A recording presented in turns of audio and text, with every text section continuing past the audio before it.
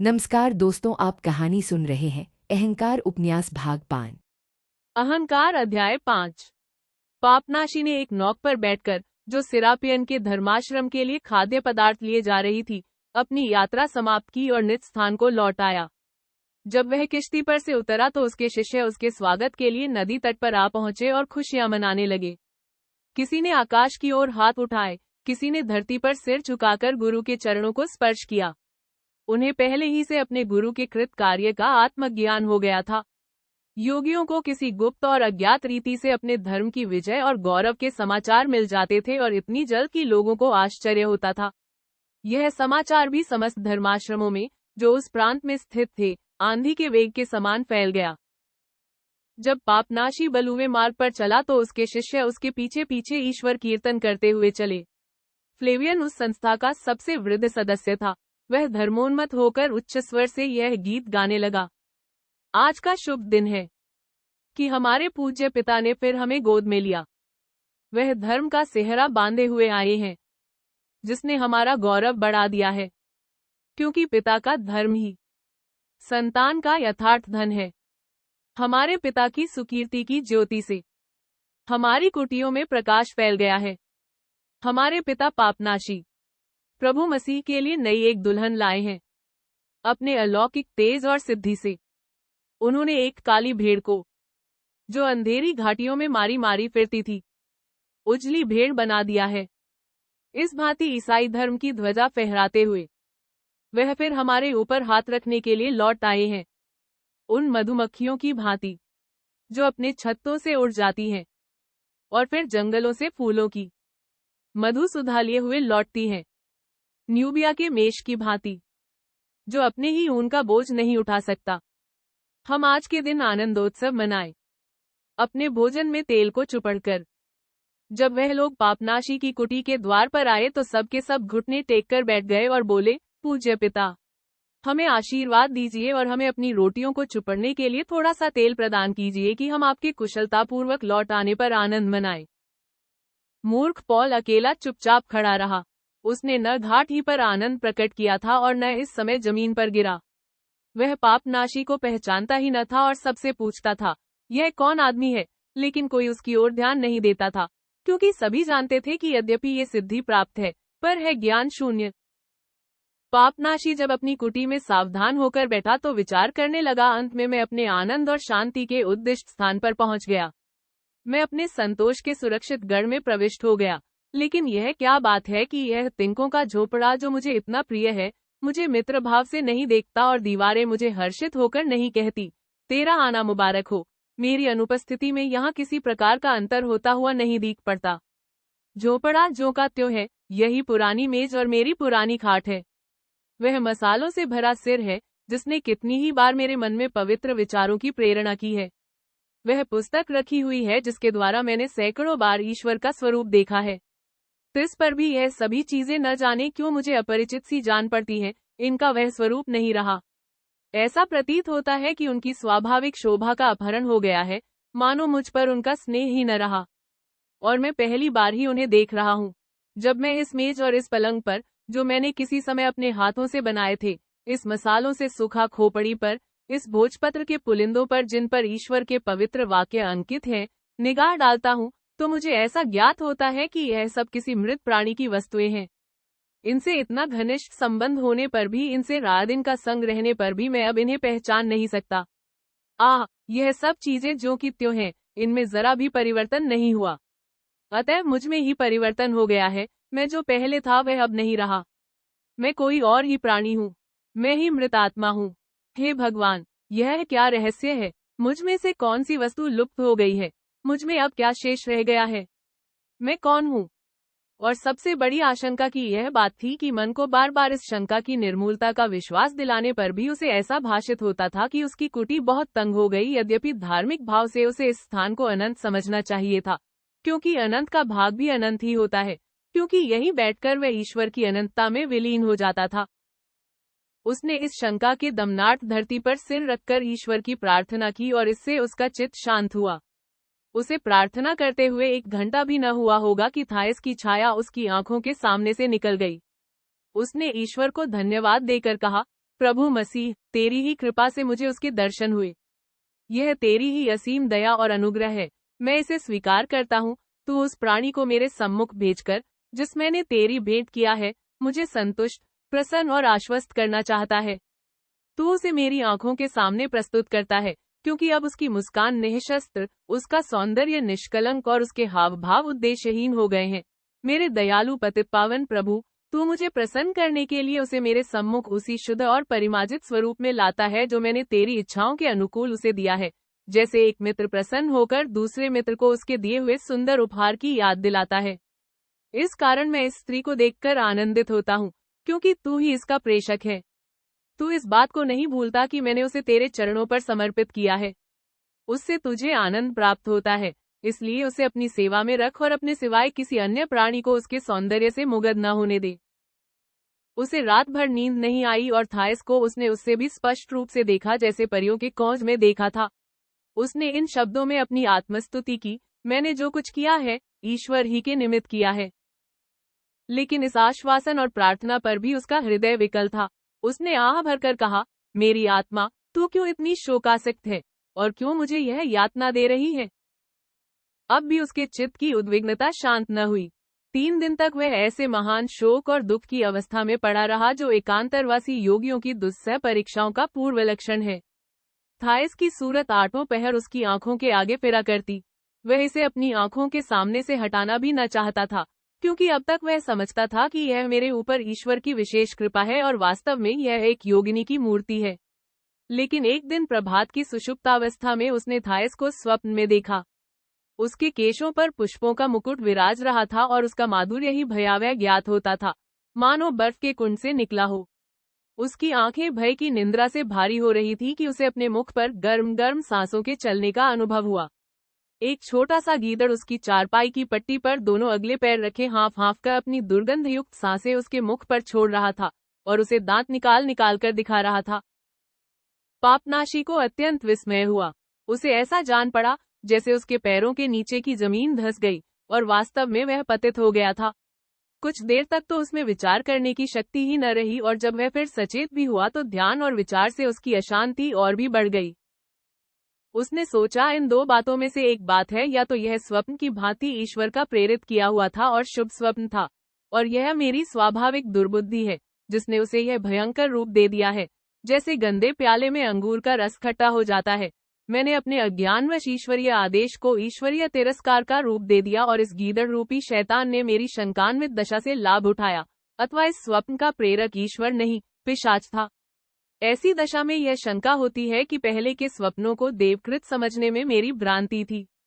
सारांश यह है कि इस समय मुझ में वह धर्माधर्म का ज्ञान नहीं रहा जो तपस्वी के लिए परमावश्यक है और जिसके बिना उसके पग पग पर ठोकर खाने को आशंका रहती है कि ईश्वर मेरे साथ नहीं रहा, जिसके कुफल में भोग रहा हूँ, यद्यपि उसके कारण नहीं निश्चित कर सकता। इस भांति तर्क करके उसने बड़ी ग्लानि के साथ जिज्ञासा की, दयालु पिता, तू अपने भक्त से क्या प्रायश्चित कराना चाहता है? यदि उसकी भावनाएं ही उसकी आंखों पर पर्दा डाल दे, दुर्भावनाएं ही उसे व्यथित करने लगे, मैं क्यों ऐसे लक्षणों का स्पष्टीकरण नहीं कर देता जिसके द्वारा मुझे मालूम हो जाया करे कि तेरी इच्छा क्या है और क्या तेरे प्रतिपक्षी की। किंतु अब ईश्वर ने, जिसकी माया अभेद है, अपने इस भक्त की इच्छा पूरी न की और उसे आत्मज्ञान न प्रदान किया, तो उसने शंका और भ्रांति के वशीभूत होकर निश्चय किया, अब मैं थायस की ओर मन को जाने ही न दूंगा। लेकिन उसका यह प्रयत्न निष्फल हुआ। उससे दूर रहकर भी थायस नित्य उसके साथ रहती थी। जब वह कुछ पढ़ता था, ईश्वर का ध्यान करता था, तो वह सामने बैठी उसकी ओर ताकती रहती। वह जिधर निगाह डालता, उसे उसी की मूर्ति दिखाई देती, यहाँ तक कि उपासना के समय भी वह उससे जुदा न होती। जो ही वह पापनाशी के कल्पना क्षेत्र में पदार्पण करती, योगी के कानों में कुछ धीमी आवाज सुनाई देती, जैसे स्त्रियों के चलने के समय उनके वस्त्रों से निकलती है, और इन छायाओं में यथार्थ से भी अधिक स्थिरता होती थी। स्मृतिचित्र अस्थिर, आज्ञिक और अस्पष्ट होता है। इसके प्रतिकूल एकांत में जो छाया उपस्थित होती है, वह स्थिर और सुदीर्घ होती है।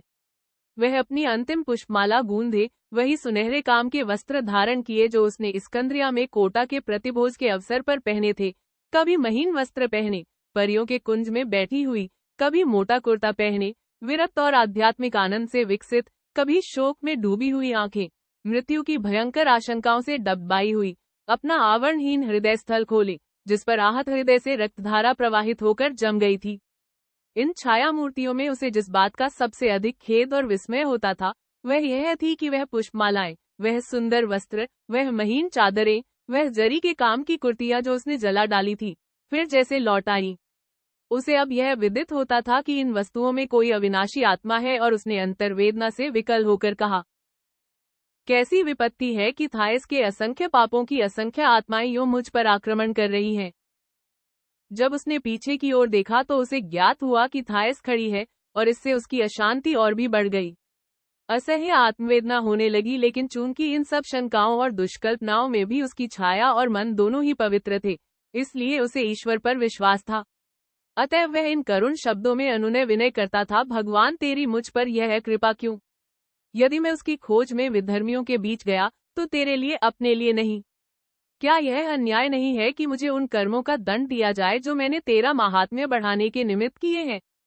प्यारे मसीह, आप इस घोर अन्याय से मेरी रक्षा कीजिए। मेरे त्राता, मुझे बचाइए।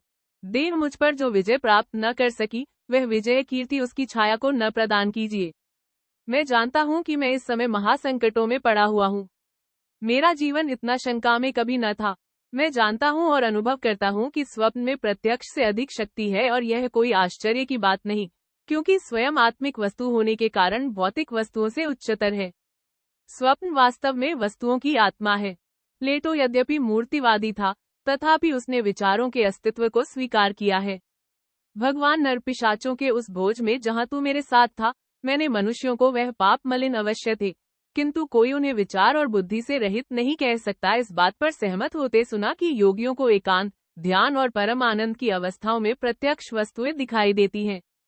परम पिता, आपने पवित्र ग्रंथ में स्वयं कितनी ही बार स्वप्न के गुणों को और छाया मूर्तियों की शक्तियों को, चाहे वह तेरी ओर से हो या तेरे शत्रु की ओर से, स्पष्ट और कई स्थानों पर स्वीकार किया है। फिर यदि मैं भ्रांति में जा पड़ा तो मुझे क्यों इतना कष्ट दिया जा रहा है? पहले पापनाशी ईश्वर से तर्क न करता था, वह निरापद भाव से उसके आदेशों का पालन करता था, पर अब उसमें एक नए भाव का विकास हुआ। उसने ईश्वर से प्रश्न और शंकाएं करनी शुरू की, किंतु ईश्वर ने उसे वह प्रकाश न दिखाया जिसका वह इच्छुक था। उसकी रातें एक दीर्घ स्वप्न होती थी, और उसके दिन भी इस विषय में रातों के ही सदृश होते थे। एक रात वह जागा तो उसके मुख से ऐसी पश्चातापपूर्ण आहें निकल रही थी, जैसी चांदनी रात में पापाहतर मनुष्यों की कब्रों से निकला करती हैं।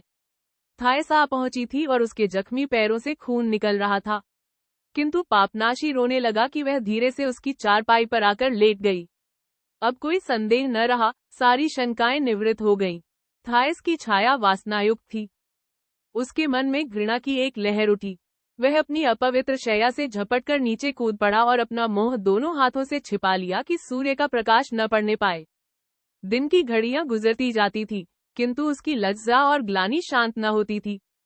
कुटी में पूरी शांति थी। आज बहुत दिनों के बाद प्रथम बार थायस को एकांत मिला। आखिर में छाया ने भी उसका साथ छोड़ दिया, और अब उसकी विलीनता भी भयंकर प्रतीत होती थी।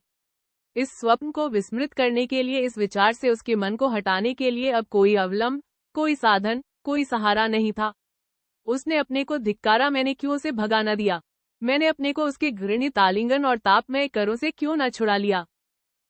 अब वह उस भ्रष्ट चारपाई के समीप ईश्वर का नाम लेने का भी साहस न कर सकता था, और उसे यह भय होता था कि कुटी के अपवित्र हो जाने के कारण पिशाचगण स्वेच्छानुसार अंदर प्रविष्ट हो जाएंगे। उसके रोकने का मेरे पास अब कौन सा मंत्र रहा, और उसका भय निर्मूल न था।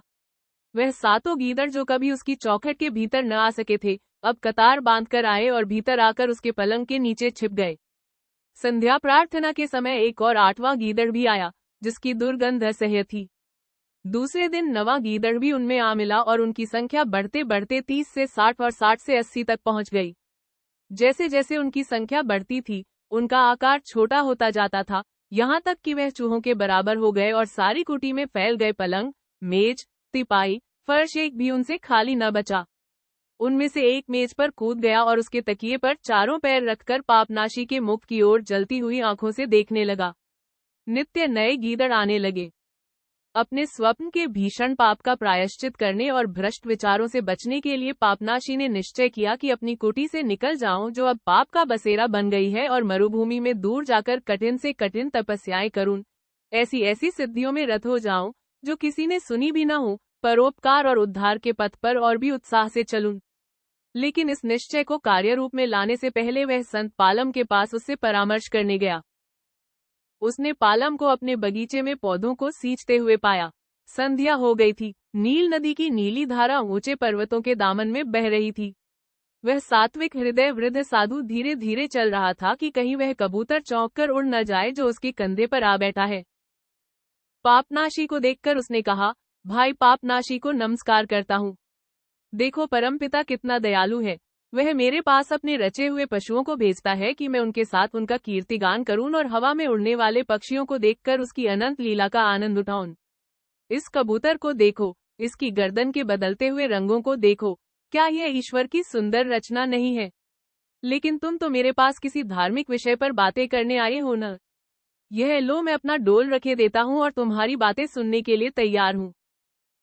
पापनाशी ने वृद्ध साधु से अपनी स्कंद्रिया की यात्रा, थाइस के उद्धार, वहां से लौटने दिनों की दूषित कल्पनाओं और रातों के दुस्वप्नों का सारा वृतांत कह सुनाया। उस रात के पाप स्वप्न और गीदड़ों के झुंड की बात भी न छिपाई और तब उससे पूछा, पूज्य पिता, क्या ऐसी ऐसी असाधारण योग क्रियाएं करनी चाहिए कि प्रेतराज भी चकित हो जाए? पालम ने उत्तर दिया, भाई पापनाशी, मैं क्षुद्र पापी पुरुष हूँ और अपना सारा जीवन बगीचे में हिरणों, कबूतरों और खरहों के साथ व्यतीत करने के कारण मुझे मनुष्यों का बहुत कम ज्ञान है। लेकिन मुझे ऐसा प्रतीत हो रहा है कि तुम्हारी दुष्चिताओं का कारण कुछ और ही है। तुम इतने दिनों तक व्यवहारिक संसार में रहने के बाद एकाएक निर्जन शांति में आ गए हो। ऐसे आकरिम परिवर्तनों से आत्मा का स्वास्थ्य बिगड़ जाए तो आश्चर्य की बात नहीं। बंधुवर, तुम्हारी दशा उस प्राणी की सी है जो एक ही क्षण में अत्यधिक ताप से अत्यधिक शीत में आ पहुंचे उसे तुरंत खांसी और ज्वर घेर लेते हैं। बंधु, तुम्हारे लिए मेरी यह सलाह है कि किसी निर्जन मरुस्थल में जाने के बदले मन बहलाव के लिए ऐसे काम करो जो तपस्वियों और साधुओं के लिए सर्वथा योग्य हैं। तुम्हारी जगह में होता तो समीपवर्ती धर्माश्रमों की सैर करता। इनमें से कई जगह देखने योग्य हैं, लोग उनकी बड़ी प्रशंसा करते हैं। सिरापियन के ऋषिगृह में 1432 कुटिया बनी हुई है और तपस्वियों को उतने वर्गों में विभक्त किया गया है जितने अक्षर यूनानी लिपि में हैं। मुझसे लोगों ने यह भी कहा है कि इस वर्गीकरण में अक्षर, आकार और साधकों की मनोवृत्तियों में एक प्रकार की अनुरूपता का ध्यान रखा जाता है। उदाहरणतः वह लोग जो जेड वर्ग के अंतर्गत रखे जाते हैं चंचल प्रवृत्ति के होते हैं और जो लोग शांत प्रकृति के हैं वह आई के अंतर्गत रखे जाते हैं। बंधुवर, तुम्हारी जगह में होता तो अपनी आंखों से इस रहस्य को देखता और जब तक ऐसे अद्भुत स्थान की सैर न कर लेता चैन न लेता। क्या तुम इसे अद्भुत नहीं समझते? किसी की मनोवृत्तियों का अनुमान कर लेना कितना कठिन है और जो लोग निम्न श्रेणी में रखा जाना स्वीकार कर लेते हैं वह वास्तव में साधु हैं, क्योंकि उनकी आत्मशुद्धि का लक्ष्य उनके सामने रहता है। वह जानते हैं कि हम किस भांति जीवन व्यतीत करने से सरल अक्षरों के अंतर्गत हो सकते हैं। इसके अतिरिक्त व्रतधारियों के देखने और मनन करने योग्य और भी कितनी ही बातें हैं।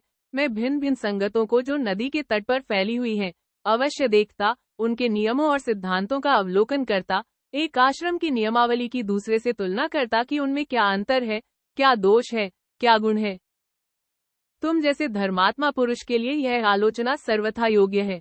तुमने लोगों से यह अवश्य ही सुना होगा कि ऋषि एनफ्रेम ने अपने आश्रम के लिए बड़े उत्कृष्ट धार्मिक नियमों की रचना की है। उनकी आज्ञा लेकर तुम नियमावली की नकल कर सकते हो क्योंकि तुम्हारे अक्षर बड़े सुंदर होते हैं। मैं नहीं लिख सकता क्योंकि मेरे हाथ फावड़ा चलाते चलाते इतने कठोर हो गए हैं कि उनमें पतली कलम को भोजपत्र पर चलाने की क्षमता ही नहीं रही। लिखने के लिए हाथों का कोमल होना जरूरी है। लेकिन बंधुवर, तुम तो लिखने में चतुर हो और तुम्हें ईश्वर को धन्यवाद देना चाहिए कि उसने तुम्हें यह विद्या प्रदान की, क्योंकि सुंदर लिपियों की जितनी प्रशंसा की जाए थोड़ी है। ग्रंथों को नकल करना और पढ़ना बुरे विचारों से बचने का बहुत ही उत्तम साधन है। बंधु पापनाशी, तुम हमारे श्रद्धेय ऋषियों पालम और एंटोनी के सदुपदेशों को लिपिबद्ध क्यों नहीं कर डालते? ऐसे धार्मिक कामों में लगे रहने से शनह शनह तुम चित्त और आत्मा की शांति का पुनः लाभ कर लोगे। फिर एकांत तुम्हें सुखद जान पड़ेगा और शीघ्र ही तुम इस योग्य हो जाओगे कि आत्मशुद्धि की उन क्रियाओं में प्रवृत्त हो जाओगे जिनमें तुम्हारी यात्रा ने विघ्न डाल दिया था। लेकिन कठिन कष्टों और दमनकारी वेदनाओं के सहन से तुम्हें बहुत आशा न रखनी चाहिए। जब पिता अंटोनी हमारे बीच में थे तो कहा करते थे, बहुत व्रत रखने से दुर्बलता आती है और दुर्बलता से आलस्य पैदा होता है। कुछ ऐसे तपस्वी हैं जो कई दिनों तक लगातार अनशन व्रत रखकर अपने शरीर को चौपट कर डालते हैं। उनके विषय में यह कहना सर्वथा सत्य है कि वह अपने ही हाथों से अपनी छाती पर कटार मार लेते हैं। वह उस पुनीत आत्मा अंटोनी के विचार थे। मैं अज्ञानी मूर्ख बुढ़ा हूँ, लेकिन गुरु के मुख से जो कुछ सुना था वह अब तक याद है। पापनाशी ने पालम संत को इस शुभादेश के लिए धन्यवाद दिया और उस पर विचार करने का वादा किया। जब वह उनसे विदा होकर नरकटों के बाड़े के बाहर आ गया जो बगीचे के चारों ओर बना हुआ था, तो उसने पीछे फिरकर देखा। सरल जीवन मुक्त साधु पालम पौधों को पानी दे रहा था और उसकी झुकी कमर पर कबूतर बैठा उसके साथ साथ घूमता था। इस दृश्य को देखकर पापनाशी रो पड़ा।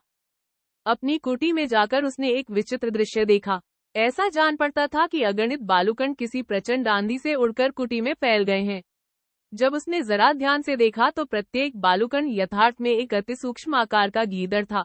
सारी कुटिया श्रृंगालमय हो गई थी। उसी रात को पापनाशी ने स्वप्न देखा कि एक बहुत ऊंचा पत्थर का स्तंभ है, जिसके शिखर पर एक आदमी का चेहरा दिखाई दे रहा है। उसके कान में कहीं से यह आवाज आई, इस स्तंभ पर चढ़। पापनाशी जागा तो उसे निश्चय हुआ कि यह स्वप्न मुझे ईश्वर की ओर से हुआ है। उसने अपने शिष्यों को बुलाया और उनको इन शब्दों में संबोधित किया, प्रिय पुत्रों, मुझे आदेश मिला है कि तुमसे फिर विदा मांगूं और जहां ईश्वर ले जाए वहां जाऊं। मेरी अनुपस्थिति में फ्लेवियन की आज्ञाओं को मेरी ही आज्ञाओं की भांति मानना और बंधु पालम की रक्षा करते रहना। ईश्वर तुम्हें शांति दे। नमस्कार। जब वह चला तो उसके सभी शिष्य साष्टांग दंडवत करने लगे और जब उन्होंने सिर उठाया तो उन्हें अपने गुरु की लंबी श्याम मूर्ति क्षितिज में विलीन होती दिखाई दी। वह रात और दिन अविश्रांत चलता रहा, यहाँ तक कि वह उस मंदिर में जा पहुंचा जो प्राचीन काल में मूर्ति पूजकों ने बनाया था और जिसमें वह अपनी विचित्र पूर्व यात्रा में एक रात सोया था। अब इस मंदिर का भग्नावशेष मात्र रह गया था और सर्प, बिच्छू, चमगादड़ आदि जंतुओं के अतिरिक्त प्रेत भी इसमें अपना अड्डा बनाए हुए थे। दीवारें जिन पर जादू के चिन्ह बने हुए थे, लेकिन मंदिर के एक सिरे पर एक स्तंभ इस चबूतरे के बीच से सरक गया था और अब अकेला खड़ा था। इसका कलश एक स्त्री का मुस्कुराता हुआ मुखमंडल था। उसकी आंखें लंबी थी, कपोल भरे हुए और मस्तक पर गाय की सींगें थी। पापनाशी इस स्तंभ को देखते ही पहचान गया कि यह वही स्तंभ है जिसे उसने स्वप्न में देखा था और उसने अनुमान लगा लिया कि इसकी ऊंचाई 32 हाथों से कम न होगी। वह निकट गांव में गया और उतनी ही ऊंची एक सीढ़ी बनवाई और जब सीढ़ी तैयार हो गई तो वह स्तंभ से लगाकर खड़ी की गई। वह उस पर चढ़ा और शिखर पर जाकर उसने भूमि को मस्तक नवाकर यूं प्रार्थना की, भगवान, यही वह स्थान है जो तूने मेरे लिए बताया है। मेरी परम इच्छा है कि मैं यहीं तेरी छाया में जीवन पर्यंत रहूं। वह अपने साथ भोजन की सामग्रियां न लाया था। उसे भरोसा था कि ईश्वर मेरी सुधि अवश्य लेगा और यह आशा थी कि गांव के भक्तिपरायण जन मेरे खाने पीने का प्रबंध कर देंगे और ऐसा हुआ भी। दूसरे दिन तीसरे पहर स्त्रियां अपने बालकों के साथ रोटियां, छुहारे और ताज़ा पानी लिए हुए आईं, जिसे बालकों ने स्तंभ के शिखर पर पहुंचा दिया। स्तंभ का कलश इतना चौड़ा न था कि पापनाशी उस पर पैर फैलाकर लेट सकता, इसलिए वह पैरों को नीचे ऊपर किए सिर छाती पर रखकर सोता था और निद्रा जागृत रहने से भी अधिक कष्टदायक थी। प्रातःकाल उकाब अपने पैरों से उसे स्पर्श करता था और वह निद्रा, भय और अंगवेदना से पीड़ित उठ बैठता था। संयोग से जिस बढ़ई ने यह सीढ़ी बनाई थी वह ईश्वर का भक्त था। उसे यह देखकर चिंता हुई कि योगी को वर्षा और धूप से कष्ट हो रहा है और इस भय से कि कहीं निद्रा में वह गिर न पड़े, उस पुण्यात्मा पुरुष ने स्तंभ के शिखर पर छत और कटघरा बना दिया। थोड़े ही दिनों में उस असाधारण व्यक्ति की चर्चा गांवों में फैलने लगी और रविवार के दिन श्रमजीवियों के दल अपनी स्त्रियों और बच्चों के साथ उसके दर्शनार्थ आने लगे। पापनाशी के शिष्यों ने जब सुना कि गुरुजी ने इस विचित्र स्थान में शरण ली है तो वह चकित हुए और उसकी सेवा में उपस्थित होकर उनसे स्तंभ के नीचे अपनी कुटिया बनाने की आज्ञा प्राप्त की। नित्य प्रति प्रातःकाल वह आकर अपने स्वामी के चारों ओर खड़े हो जाते और उसके सदुपदेश सुनते थे। वह उन्हें सिखाता था, प्रिय पुत्रों, उन्हीं नन्हे बालकों के समान बने रहो, जिन्हें प्रभु मसीह प्यार किया करते थे, वही मुक्ति का मार्ग है। वासना ही सब पापों का मूल है। वह वासना से उसी भांति उत्पन्न होते हैं जैसे संतान पिता से। अहंकार, लोभ, आलस्य, क्रोध और ईर्ष्या उनकी प्रिय संतान है। मैंने स्कंद्रिया में यही कुटिल व्यापार देखा। मैंने धन संपन्न पुरुषों को कुचेष्टाओं में प्रवाहित होते देखा है, जो उस नदी की बाढ़ की भांति है जिसमें मैला जल भरा हो। वह उन्हें दुख की खाड़ी में बहा ले जाता है।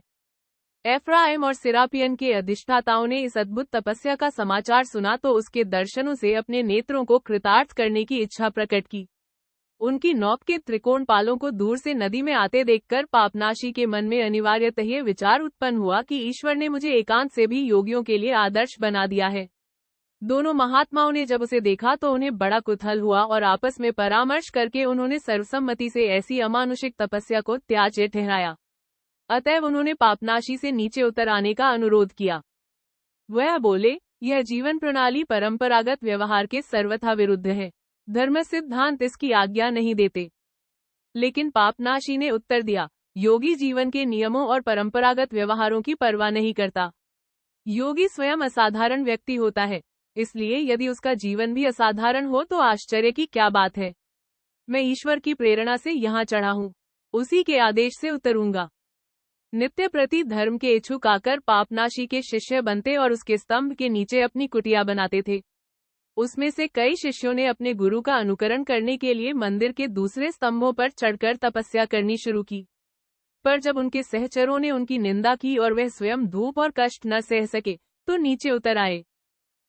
देश के अन्य भागों से पापियों और भक्तों के जत्थे कत्थे आने लगे। उनमें से कितने ही बहुत दूर से आते थे। उनके साथ भोजन की कोई वस्तु न होती थी। एक वृद्धा विधवा को सूझी कि उनके हाथ ताज़ा पानी, खरबूजे आदि फल बेचे जाए तो लाभ हो। स्तंभ के समीप ही उसने मिट्टी के कुल्हड़ जमा दिए। एक नीली चादर तानकर उसने नीचे फलों की टोकरियां सजाई और नीचे खड़ी होकर हाँक लगाने लगी, ठंडा पानी, ताज़ा फल, जिसे खाना या पीना हो चला आवे। इसकी देखा देखी एक नानबाई थोड़ी सी लाल ईंटें लाया और समीप ही अपना तंदूर बनाया। इसमें सादी और खमीरी रोटियां सेककर वह ग्राहकों को खिलाता था। यात्रियों की संख्या दिन प्रतिदिन बढ़ने लगी। मिस्र देश के बड़े बड़े शहरों से भी लोग आने लगे। यह देखकर एक लोभी व्यक्ति ने मुसाफिरों और नौकरों, ऊंटों, खच्चरों आदि को ठहराने के लिए एक सराय बनवाई। थोड़े ही दिन में उस स्तंभ के सामने एक बाजार लग गया, जहां मछुए अपनी मछलियां और किसान अपने फल मेवे लाकर बेचने लगे। एक नाई भी आ पहुंचा जो किसी वृक्ष की छांव में बैठकर यात्रियों की हजामत बनाता था और दिल लगी की बातें करके लोगों को हंसाता था। पुराना मंदिर इतने दिन उजाड़ रहने के बाद फिर आबाद हुआ। जहां रात दिन निर्जनता और नीरवता का आधिपत्य रहता था, वहां अब जीवन के दृश्य और चिन्ह दिखाई देने लगे। हरदम चहल पहल रहती। भटियारों ने पुराने मंदिर के तहखानों के शराब खाने बना दिए और स्तंभ पर पापनाशी के चित्र लटकाकर उसके नीचे यूनानी और मिस्री लिपियों में यह विज्ञापन लगा दिए, अनार की शराब, अंजीर की शराब और सिलिसिया की सच्ची जौ की शराब यहाँ मिलती है। दुकानदारों ने उन दीवारों पर, जिन पर पवित्र और सुंदर बेलबूटे अंकित किए हुए थे, रस्सियों से गूंथकर प्याज लटका दिए। तली हुई मछलियां, मरे हुए खरहे और भेड़ों की लाशें सजाई हुई दिखाई देने लगी। संध्या समय इस खंडहर के पुराने निवासी अर्थात चूहे सफ बांधकर नदी की ओर दौड़ते और बगुले उन्हें संदेहात्मक भाव से गर्दन उठाकर ऊंची कार्निसों पर बैठ जाते, लेकिन वहां भी उन्हें पाकशालाओं के धुएं, शराबियों के शोरगुल और शराब बेचने वालों की हाँक पुकार से चैन न मिलता। चारों तरफ कोठी वालों ने सड़कें, मकान, चर्च, धर्मशालाएं और ऋषियों के आश्रम बनवा दिए। 6 महीने गुजरने पाए थे कि वहां एक अच्छा खासा शहर बस गया, जहां रक्षा विभाग, न्यायालय, कारागार सभी बन गए और वृद्ध मुंशी ने एक पाठशाला भी खोल ली। जंगल में मंगल हो गया, ऊसर में बाग लहराने लगा। यात्रियों का रात दिन तांता लगा रहता। शनह शनह ईसाई धर्म के प्रधान पदाधिकारी भी श्रद्धा के वशीभूत होकर आने लगे। एंटियोक का प्रधान, जो उस समय संयोग से मिस्र में था, अपने समस्त अनुयायियों के साथ आया। उसने पापनाशी के असाधारण तप की मुक्तकंठ से प्रशंसा की। मिस्र के अन्य उच्च महारथियों ने इस सम्मति का अनुमोदन किया। एफ्राइम और सिरापियन के अध्यक्षों ने यह बात सुनी तो उन्होंने पापनाशी के पास आकर सिर झुकाया और पहले इस तपस्या के विरुद्ध जो विचार प्रकट किए थे उसके लिए लज्जित हुए और क्षमा मांगी। पापनाशी ने उत्तर दिया, बंधुओं, यथार्थ यह है कि मैं जो तपस्या कर रहा हूँ वह केवल उन प्रलोभनों और दुरिच्छाओं के निवारण के लिए है जो सर्वत्र मुझे घेरे रहते हैं और जिनकी संख्या तथा शक्ति को देखकर मैं दहल उठता हूँ। मनुष्य का बाह्य रूप बहुत ही सूक्ष्म और स्वच्छ होता है। इस ऊंचे शिखर पर से मैं मनुष्यों को चींटियों के समान जमीन पर रेंगता देखता हूँ, किंतु मनुष्य को अंदर से देखो तो यह अनंत और अपार है। वह संसार के समाकार है क्योंकि संसार उसके अंतर्गत है। मेरे सामने जो कुछ है यह आश्रय, यह अतिथिशालाएं, नदी पर तैरने वाली नौकाएं, यह ग्राम, खेत, वन उपवन, नदियां, पर्वत, मरुस्थल वह उसकी तुलना नहीं कर सकते जो मुझमें है। मैं अपने अंतःस्थल में असंख्य नगरों और सीमाशून्य पर्वतों को छिपाए हुए हूँ, और इस विराट अंतःस्थल पर इच्छाएं उसी भांति आच्छादित है जैसे निशा पृथ्वी पर आच्छादित हो जाती है। मैं केवल मैं, अविचार का एक जगत हूँ। 7वें महीने में इस्कंद्रिया से बुबेस्तीस और सायम नाम की 2 बंध्या स्त्रियां इस लालसा में आईं कि महात्मा के आशीर्वाद और स्तंभ के अलौकिक गुणों से उनके संतान होगी। अपनी ऊसर देह को पत्थर से रगड़ा। इन स्त्रियों के पीछे जहां तक निगाह पहुंचती थी, रथों, पालकियों और डोलियों का एक जुलूस चला आता था जो स्तंभ के पास आकर रुक गया और इस देव पुरुष के दर्शन के लिए धक्का करने लगा। इन सवारियों में से ऐसे रोगी निकले जिनको देखकर हृदय कांप उठता था। माताएं ऐसे बालकों को लाई थी जिनके अंग टेढ़े हो गए थे, आंखें निकल आई थी और गले बैठ गए थे। पापनाशी ने उनके देह पर अपना हाथ रखा। तब अंधे, हाथों से टटोलते, पापनाशी की ओर 2 रक्तमय छिद्रों से ताकते हुए आए। पक्षाघात पीड़ित प्राणियों ने अपने गतिशून्य सूखे तथा संकुचित अंगों को पापनाशी के सम्मुख उपस्थित किया। लंगड़ों ने अपनी टांगे दिखाई। कछुई के रोग वाली स्त्रियां हाथों से अपनी छाती को दबाए हुए आईं और उसके सामने अपने जर्जर वक्ष खोल दिए। जलोदर के रोगी, शराब के पीपों की भांति फूले हुए, उसके सम्मुख भूमि पर लेटाए गए। पापनाशी ने इन समस्त रोगी प्राणियों को आशीर्वाद दिया। फीलपांव से पीड़ित हबशी संभल कर चलते हुए आए और उसकी ओर करुण नेत्रों से ताकने लगे। उसने उनके ऊपर सलीब का चिन्ह बना दिया। एक युवती बड़ी दूर से डोली में लाई गई थी। रक्त उगलने के बाद 3 दिन से उसने आंखें न खोली थी। वह एक मोम की मूर्ति की भांति दिखती थी और उसके माता पिता ने उसे मुर्दा समझकर उसकी छाती पर खजूर की एक पत्ती रख दी थी। पापनाशी ने जो ही ईश्वर से प्रार्थना की, युवती ने सिर उठाया और आंखें खोल दी। यात्रियों ने अपने घर लौटकर इन सिद्धियों की चर्चा की तो मिर्गी के रोगी भी दौड़े। मिस्र के सभी प्रांतों से अगणित रोगी आकर जमा हो गए। ज्यां ही उन्होंने यह स्तंभ देखा तो मूर्छित हो गए, जमीन पर लौटने लगे और उनके हाथ पैर अकड़ गए। यद्यपि यह किसी को विश्वास न आएगा, किंतु वहां जितने आदमी मौजूद थे, सबके सब बौखला उठे और रोगियों की भांति कुलाचे खाने लगे। सबों के अंग अकड़े हुए थे, मुंह से फिचकुर बहता था, मिट्टी से मुठियां भर भर कर फांकते और अनर्गल शब्द मुंह से निकालते थे। पापनाशी ने शिखर पर से यह कुतूहलजनक दृश्य देखा तो उसके समस्त शरीर में एक विप्लव सा होने लगा। उसने ईश्वर से प्रार्थना की, भगवान, मैं ही छोड़ा हुआ बकरा हूँ और मैं अपने ऊपर इन सारे प्राणियों के पापों का भार लेता हूँ, और यही कारण है कि मेरा शरीर प्रेतों और पिशाचों से भरा हुआ है। जब कोई रोगी चंगा होकर जाता तो लोग उसका स्वागत करते थे, उसका जुलूस निकालते थे, बाजे बजाते, फूल उड़ाते उसे उसके घर तक पहुंचाते थे, और लाखों कंठों से यह ध्वनि निकलती थी, हमारे प्रभु मसीह फिर अवतरित हुए। बैसाखियों के सहारे चलने वाले दुर्बल रोगी जब आरोग्य लाभ कर लेते थे तो अपनी बैसाखियां इसी स्तंभ में लटका देते थे। हजारों बैसाखियां लटकती हुई दिखाई देती थी और प्रतिदिन उनकी संख्या बढ़ती ही जाती थी। अपनी मुराद पाने वाली स्त्रियां फूलों की माला लटका देती थी। कितने ही यूनानी यात्रियों ने पापनाशी के प्रति श्रद्धा में दोहे अंकित कर दिए। जो यात्री आता था वह स्तंभ पर अपना नाम अंकित कर देता था। अतः स्तंभ पर जहां तक आदमी के हाथ पहुंच सकते थे, उस समय की समस्त लिपियों लैटिन, यूनानी, मिस्री, इब्रानी, सुरयानी और जंदी का विचित्र सम्मिश्रण दृष्टिगोचर होता था। जब ईस्टर का उत्सव आया तो इस चमत्कारों और सिद्धियों के नगर में इतनी भीड़भाड़ हुई, देश देशांतरों के यात्रियों का ऐसा जमघट हुआ कि बड़े बड़े बुढ़े कहते थे कि पुराने जादूगरों के दिन फिर लौट आए।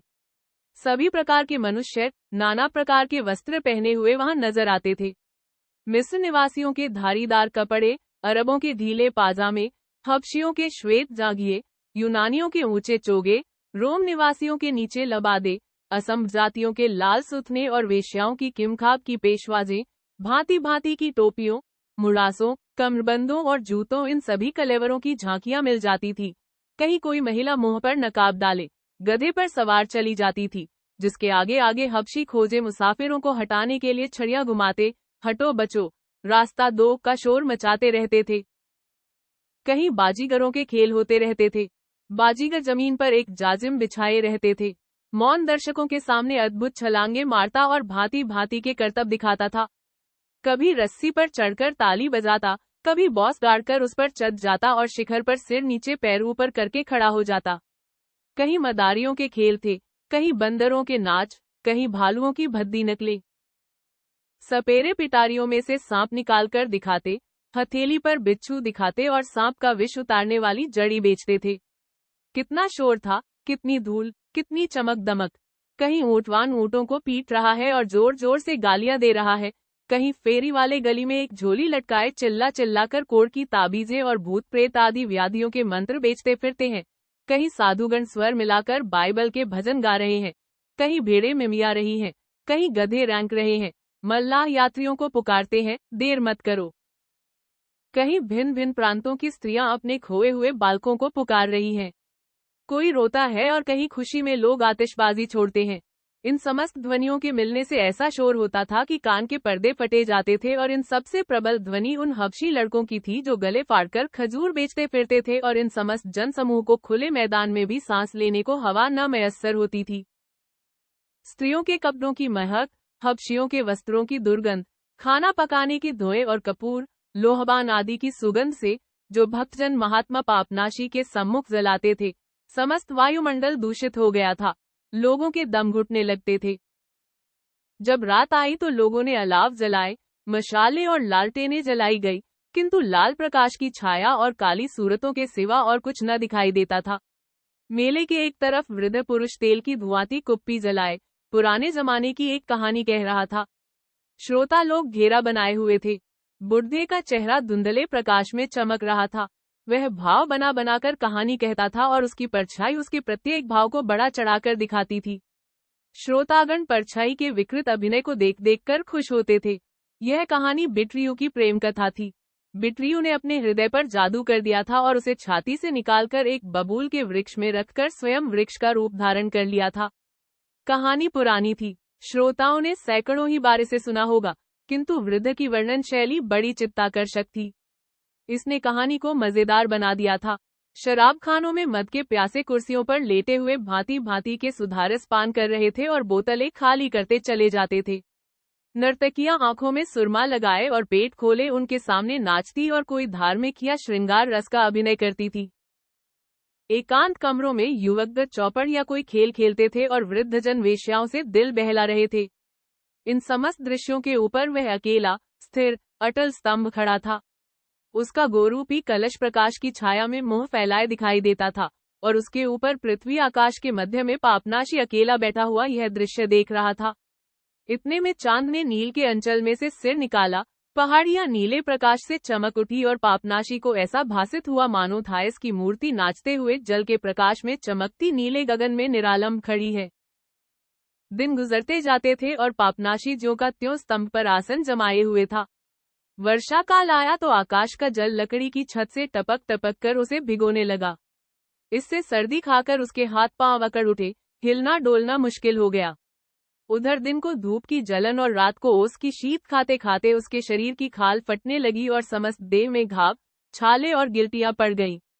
लेकिन थायस की इच्छा अब भी उसके अंतःकरण में व्याप्त थी और वह अंतर्वेदना से पीड़ित होकर चिल्ला उठता था, भगवान मेरी और भी सांसित कीजिए, और भी यातनाएं दीजिए। इतना काफी नहीं है, अब भी इच्छाओं का गला नहीं छूटा। भ्रष्ट कल्पनाएं अभी पीछे पड़ी हुई हैं, विनाशक वासनाएं अभी तक मन का मंथन कर रही हैं। भगवान मुझ पर प्राणिमात्र की विषय वासनाओं का भार रख दीजिए, उन सबों का प्रायश्चित करूंगा।